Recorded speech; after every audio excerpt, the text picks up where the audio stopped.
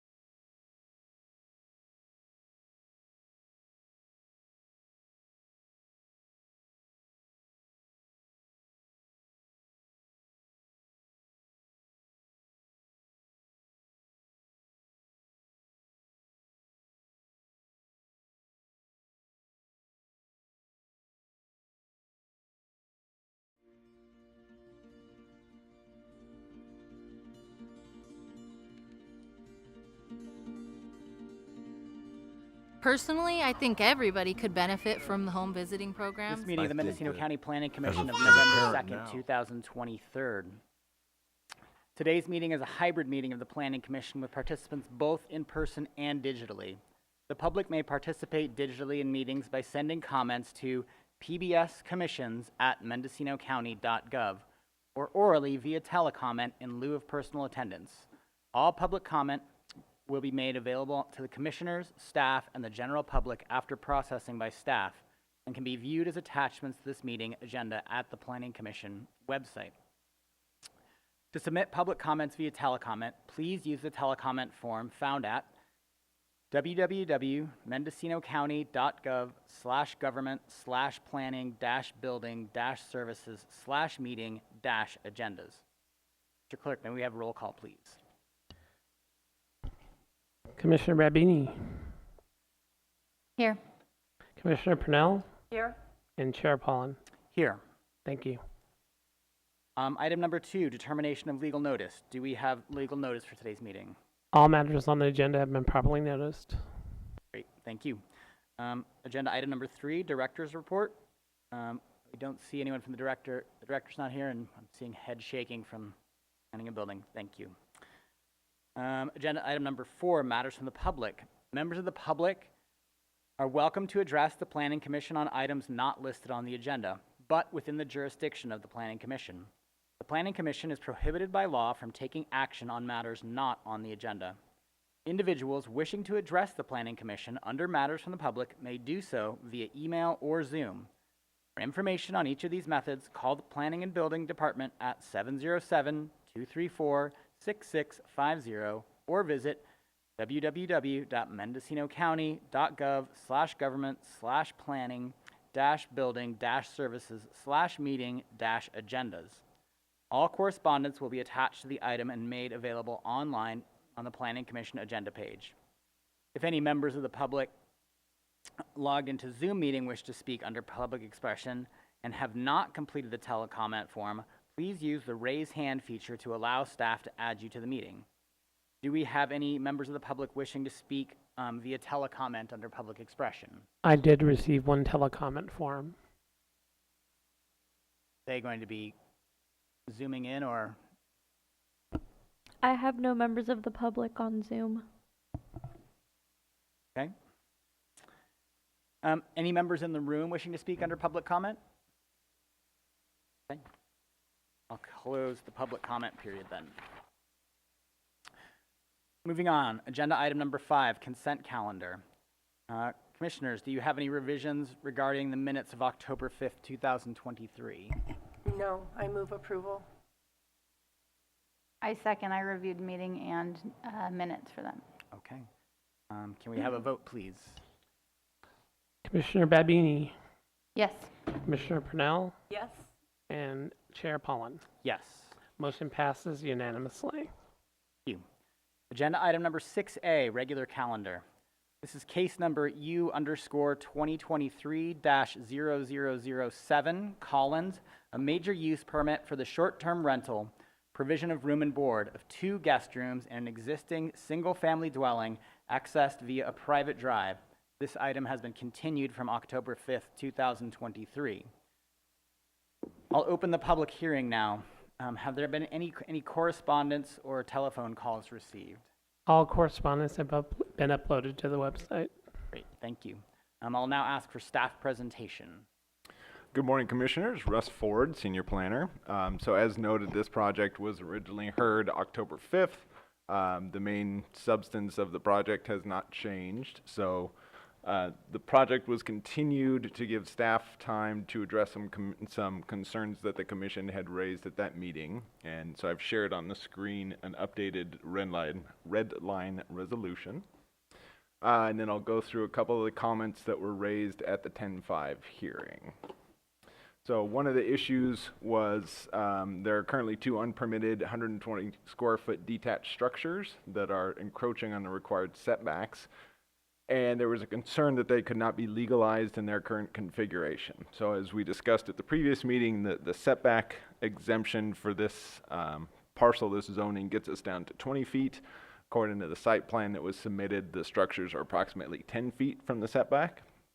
However, Government Code Section 65852.21A for accessory dwelling units provides a setback exception down to 4 feet from side and rear yards for an approved accessory dwelling unit.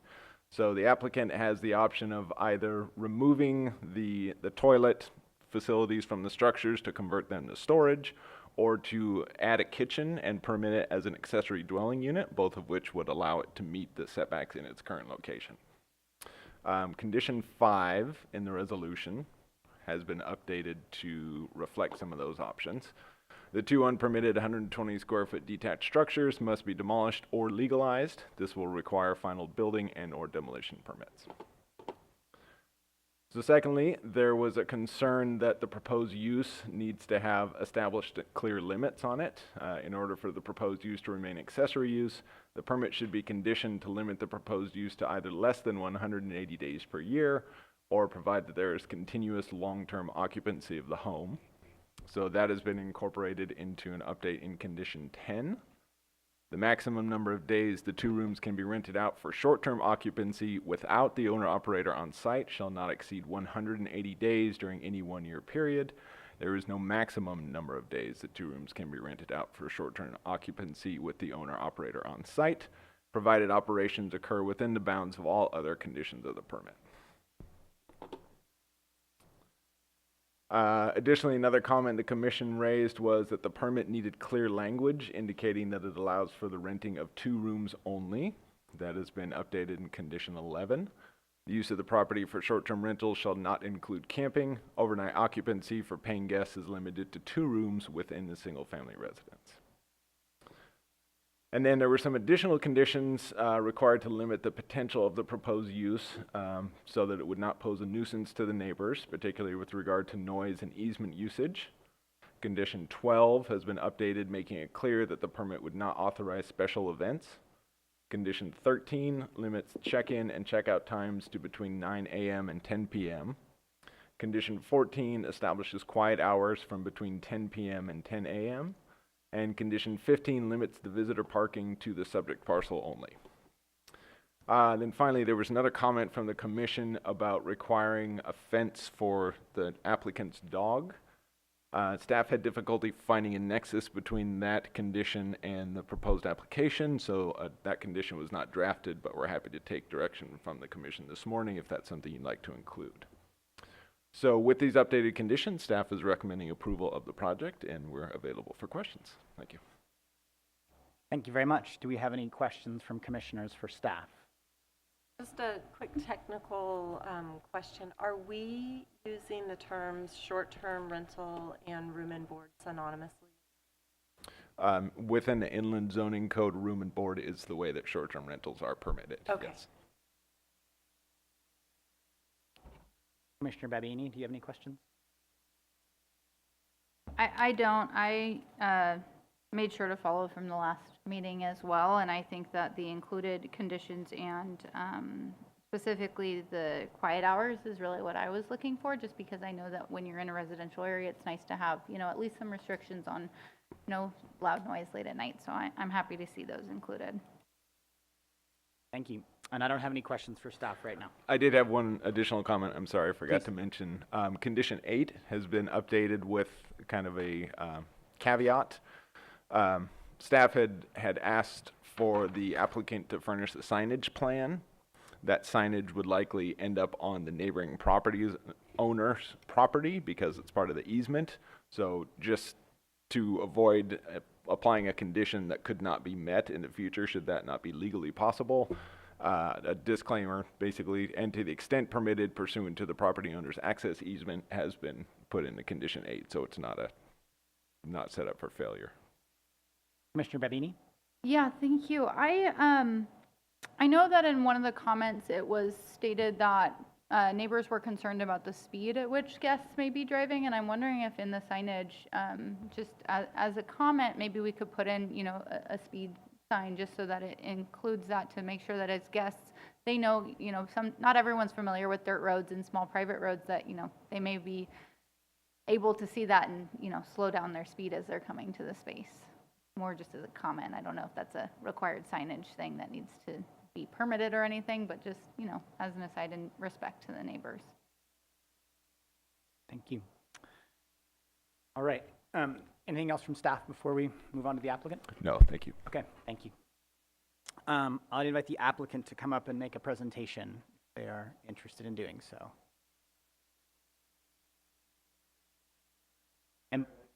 And please speak your name for the and right into the microphone so people. My in the name room is can hear you. Chester Collins, and that's my property on the end of that easement.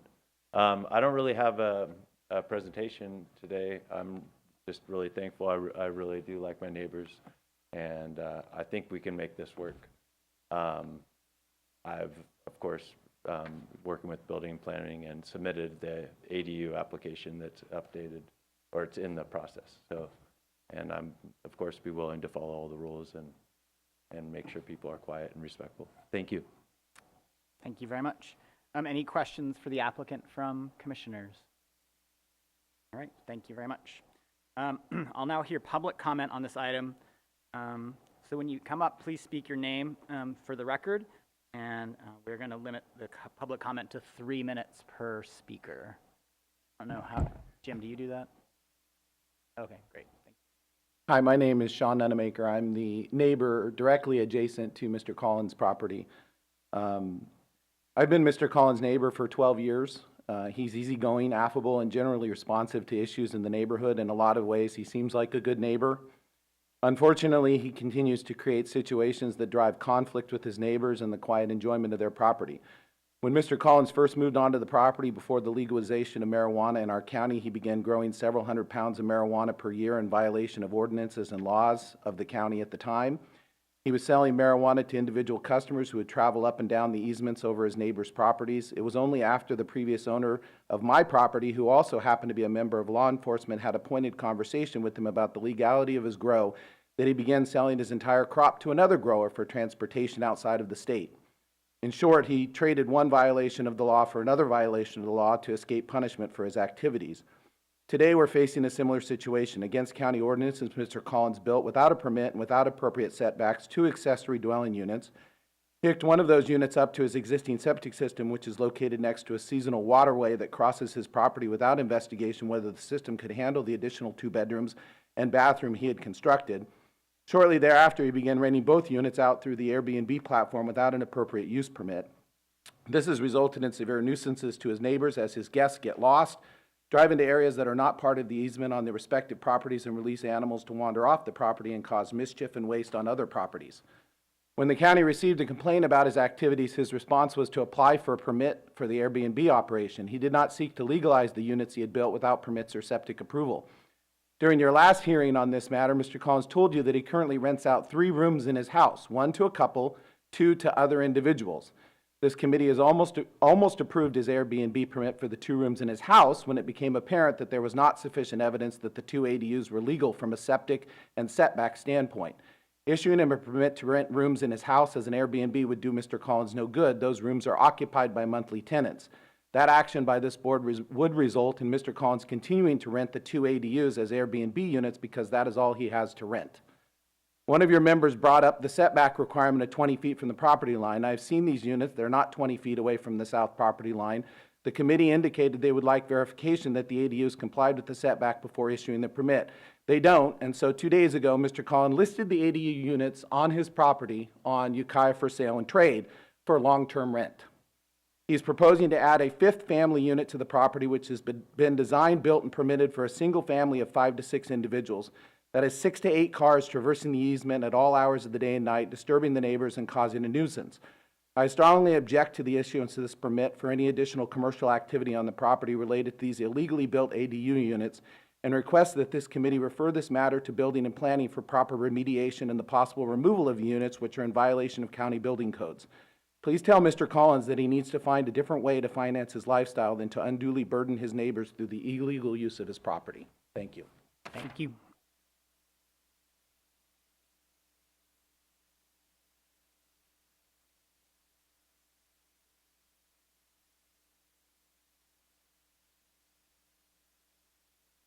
Dennis McLean. I live at 2308 Rancheria, which is the first house going into this.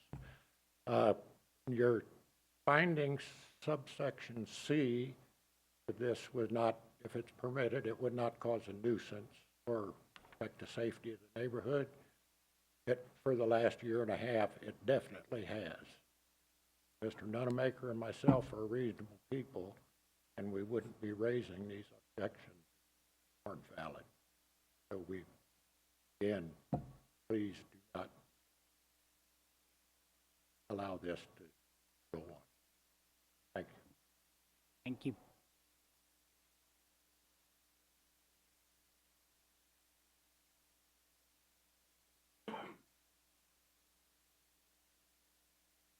I am Marshall Wynn. I live the property adjacent to Mr. Collins, which is my brother's property, Sean Nunemaker.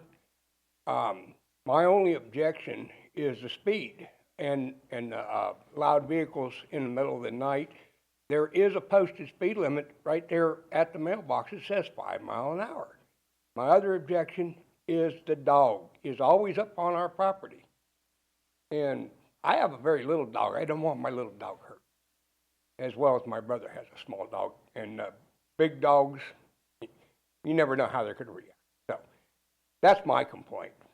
Thank you. Any other members of the public wishing to speak? And do we have anyone on Zoom wishing to speak?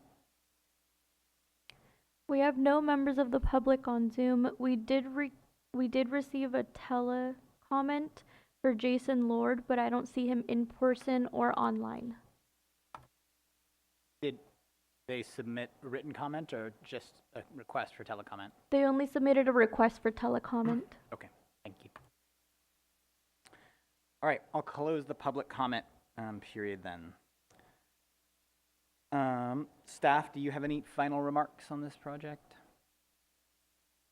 Not at this time, no, thank you. Okay, thank you. The applicant have any additional remarks to make? I just think I'd like to mention that I'm working with environmental health, and we've done the soil tests, and everything's going really well with that. And of course, I'm going to legalize the buildings, and of course, I'll follow the rules, and of course, I'll respect the neighbors. Thank you. Thank you.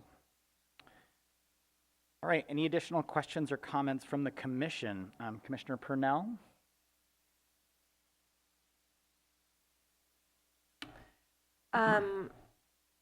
I wanted to firstly thank staff for the additional conditioning on this. I think it really addresses the concerns that we brought up at the last meeting, and I feel quite satisfied with the conditions on here. Also, just in response to the neighbors, I want to thank you for engaging in the process. I know sometimes, you know, we're basically volunteers on this planning commission, and so occasionally we see situations like this where it sort of boils down to neighbor conflict. And so I just want to be clear that our role today is really to not look at the entire case history in terms of everything that's ever happened on this property, previous violations. We just have to look at the request that's before us today, and then look at some of these nuisance issues that have been raised, and really just ask the question, is there a way that we can condition this, that we can require the necessary permitting, the necessary things through environmental health. And I am feeling confident that the conditions that are conditioned in this use permit would help to relieve a lot about the situation. Now, that being said, I think that there's still a role for neighbors to keep an eye on things. So continue to care for your neighborhood and your neighbors and do that. I'm hopeful that there is a way that the applicant can get this business up and running, pay into the TOT, get the property compliant. There's a lot of work to do that. It sounds like you've started that process. The process is often messy, and not everybody winds up happy in it. But again, we're just trying to strike this balance between neighborhood nuisance and then somebody's right to their property legally. So with all of that said, I am prepared to vote for this today. Thank you. Commissioner Babini? I am also ready to vote for this today. I think that, you know, with staff's presentation and hearing public comments, that I'm prepared to vote today. Thank you. I don't have any additional comment at this time. I will then, at this point, close the public hearing. The matter is now before the commission. I would invite a motion from... I make a motion to, here's my resolution. Approve the resolution of the Planning Commission, County of Mendocino, State of California, granting a major use permit for the short-term rental, provision of room and board of 2 guest rooms in an existing single-family dwelling accessed via private drive. Sorry, Deputy County Counsel Matthew Gadrowski, to confirm, is that as amended and presented at today's meeting? Yes. Thank you for that clarification. Second? We have a motion and a second. May we have a roll call vote, please? Commissioner Parnell? Yes. Commissioner Babine? Yes. Chair Pollan? Yes. Motion passes unanimously. Right. Thank you. Moving on. Item number 7, matters from staff. Any additional matters from staff today? Nothing else today, thank you. Agenda item number 8, any matters from the commissioners today? Oh, Commissioner Babine. I would just like to say I'm happy to be back on the commission, and I'm looking forward to working with all of you again. Happy to have you back. Thank you. Your absence has been sorely noted. Okay. Then I will invite a motion for adjournment. So moved? Second. All in favor? Aye. Aye. All right. Everybody. That has to be one of our shorter meetings yet. Us, you know, if you're only going to have one item.